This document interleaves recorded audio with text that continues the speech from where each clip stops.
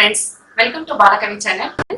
இன்னைக்கு நம்ம ரொம்ப டேஸ்டான பாசி பருப்பு உருண்டை, பாசி பருப்பு லட்டு எப்படி செய்யறது அப்படின்னு தான் ஃப்ரெண்ட்ஸ் பார்க்க போறோம். ஒரு கப் பாசி பருப்பு எடுத்துக்கிறேன் ஃப்ரெண்ட்ஸ். பாசி பருப்பை நல்லா பொன்னிறமா வறுத்து எடுத்துக்கலாம்.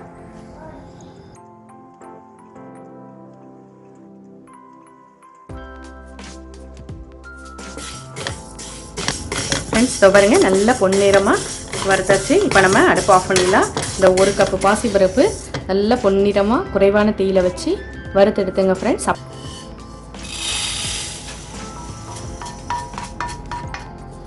ஃப்ரெண்ட்ஸ் இது நல்லா ஆறட்டும். இன்னும் ஒரு கப் அளவு சுகர் சேர்த்துக்கலாம் ஃப்ரெண்ட்ஸ்.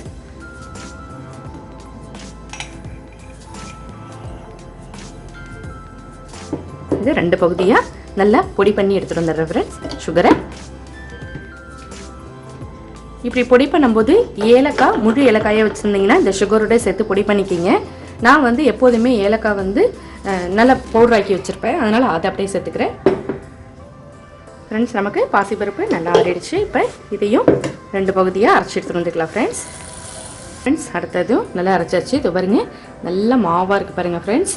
நல்லா மாவாக அரைக்கணும். அப்படி நீங்கள் மிக்சியில் தான் அரைச்சி எடுத்துக்கிறீங்க அப்படின்னா மாவாக அரைக்க முடியலன்னா நீங்கள் சளிச்சிங்க ஃப்ரெண்ட்ஸ். நல்லா நைஸாக இருந்தால் அது ஒரு டேஸ்ட்டு தான் ஃப்ரெண்ட்ஸ். பாசிப்பருப்பு உருண்டை பயங்கர டேஸ்ட்டாக இருக்கும் ஃப்ரெண்ட்ஸ். இதில் நான் ஒரு டீஸ்பூன் அளவு ஏலக்காய் சேர்த்துக்கிறேன். ஏலக்காய் சேர்த்தா ஃப்ரெண்ட்ஸ் ரொம்ப வாசமாக இருக்கும் இந்த ஸ்வீட்டு.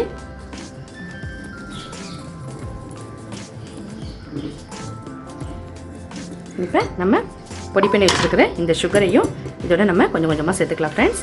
கொஞ்சம் கொஞ்சமாக சேர்த்து திரும்பவும் எல்லா மாவையும் நல்லா மிக்ஸ் பண்ணி விடுங்க.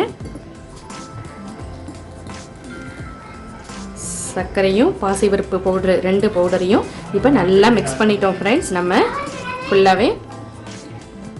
ஃப்ரெண்ட்ஸ் இப்போ நம்ம அடுப்பத்தை வச்சு ஒரு பேன் வச்சுக்கலாம் ஃப்ரெண்ட்ஸ். அடுப்பில் நெய் விட்டுக்கலாம். கண்டிப்பாக நமக்கு ரவா உருண்டையாக இருக்கட்டும், பாசிப்பருப்பு உருண்டையாக இருக்கட்டும், நெய் தான் ஃப்ரெண்ட்ஸ் நம்ம யூஸ் பண்ண முடியும்.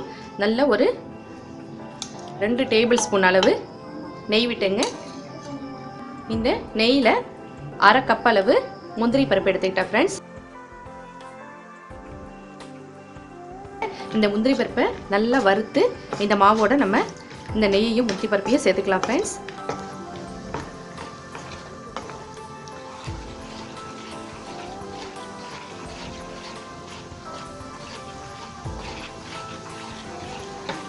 அவ்வளோதான் ஃப்ரெண்ட்ஸ். அடுப்பு ஆஃப் பண்ணிவிட்டேன். நெய்யில் வறுத்த இந்த முந்திரியும் நெய்யும் இந்த மாவோட நம்ம சேர்த்துக்கலாம் ஃப்ரெண்ட்ஸ். சேர்த்து மாவை நல்லா மிக்ஸ் பண்ணி விடுங்க. சூடாக இருக்கும் ஃப்ரெண்ட்ஸ். கரண்டி யூஸ் பண்ணுங்கள். நெய் நல்லா கொதிக்குது. இல்லை தாளிச்சோம் இல்லையா, அந்த பேன் எடுத்துங்க. அந்த பேன் ஆல்ரெடி நமக்கு கொஞ்சம் சூடாக இருக்குது ஃப்ரெண்ட்ஸ். இப்போ அதில் கொஞ்சமாக நம்ம மாவை ஆட் பண்ணிக்கலாம்.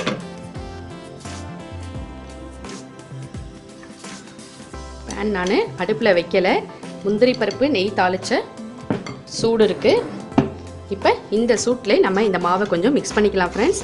அப்படி மிக்ஸ் பண்ணும்போது நமக்கு இந்த சர்க்கரை பொடி பண்ணி போட்டிருக்கோம் இல்லையா, அந்த சூட்டில் கொஞ்சம் இலகி கொடுக்கும். நெய்யோட ஈரப்பதமும் இருக்கும். இப்போ நம்ம இந்த சூட்டோட பதத்தில் இப்போ லட்டு பிடிக்கலாம் ஃப்ரெண்ட்ஸ். அப்படி உங்களுக்கு சூடு ஆறிடுச்சு அப்படின்னு நினச்சிங்கன்னா இந்த பேனை அப்படியே அடுப்பில் வச்சு ரொம்ப குறைவான தீயில் லைட்டாக சூடு பண்ணிக்கிங்க போதும். அதாவது நம்ம கைகளால் லட்டு பிடிக்கிற அளவுக்கு சூடு பண்ணால் போதும் சரிங்க ஃப்ரெண்ட்ஸ்.